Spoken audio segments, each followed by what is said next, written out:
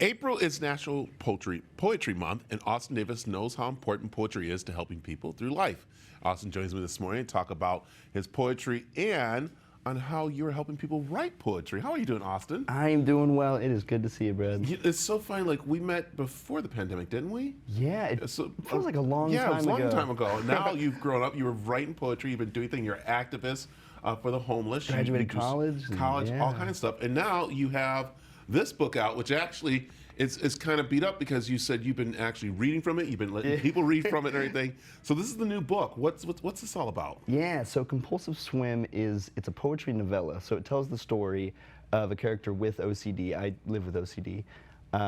As they, navigate the difficult challenges of that. And, it really speaks on the drug crisis in Arizona as well, and the mental health crisis. Yeah. So. And you found poetry helped you through all this, what you have going on with the OCD and just in your activist stuff too, right? Yeah, OCD is all fear-based.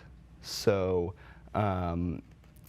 it's your brain telling you, hey, you should be afraid of this thing, even if it's irrational, And for me, there's always a lot of thoughts in my head. But writing is, a really great way to get that out of my head onto something tangible, and then I can say, okay, this isn't anything to be afraid of, And that's what you're doing in your classes too, that you're going to be offering at the Tempe Library, right? Yeah, so we do this really cool thing every month. It's a free poetry class for the community, and we just all write a poem together. It's been really fun. We've been doing it since like October, I think. So the next one's going to be in May, and yeah. So, and also you do open mic, which you also have fun with too, which is really neat to get people who've written stuff to come up and actually do their poetry reading, which is really coming back now. It used to be like in the dark dinges and people snapping their fingers and it was a secret. Now it's like open, it's poetry slamming, it's all kinds of stuff, right? Yeah, poetry is for everyone, and I think there's a lot of stigmas around poetry. Like people like to keep it at arm's length a little bit, but poetry is, rap. Poetry is spoken word. Poetry is everywhere, and I think everyone should give it a shot. Write a poem sometime. Yeah. Here we're talking about the open mic night with you over at the Mesa Public Library, which is really cool. So how does this work? How can someone come and do poetry that they've written, or do you want them to do original stuff, or can they do other people's stuff? Most people do original stuff, but hey, I love a good cover, If you want to read a poetry cover. This is a poetry cover. If you want to do a poetry cover, all are welcome. And yeah, you can find all the info on the Mesa Public Library website. But it'll be tomorrow, and yeah, it's gonna be a really fun time. Great for everybody to come out and do and stuff. So okay, let me ask you. All right, there's poetry, then there's haikus. Are haikus considered poetry? Yeah. Okay, it's just a different kind of poem. So it's 5 syllables, 7 syllables, 5 syllables, and it's a 3-line poem. Okay, but for a poem, what's a poem? Well, there's a lot of different kinds of poems. I write primarily free verse. Okay. But to boil it down, if I had to describe a poem in a single sentence, it would be, the exact just exploration of a feeling. I love it.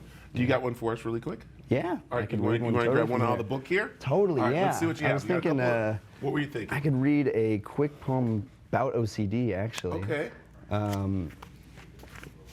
This is from the first section of the book. There's 3 sections. Birds outside our window chirp in 3s. I hate the number 3. You blink 3 times before taking a bite. I snap the rubber band on 3. These thoughts itch, and I knock on the table the way I need to.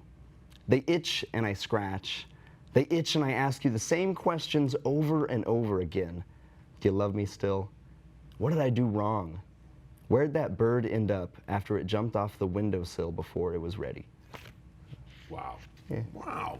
Thanks. Nice job. Wow. Thank you. Nice job. That's awesome. And that's all just through your writing, through your thinking and making it work. So. Yeah, just an exploration in that poem about the obsessions and the compulsions, but getting it onto something that I can look at, and I think that's a really powerful function of poetry, is getting it out of your head onto something that, hey, you can share it with people, you can, toss it up, you can never share it, but. There it is. Yeah. Come share your poetry with Austin Davis over at the Mesa Public Library tomorrow.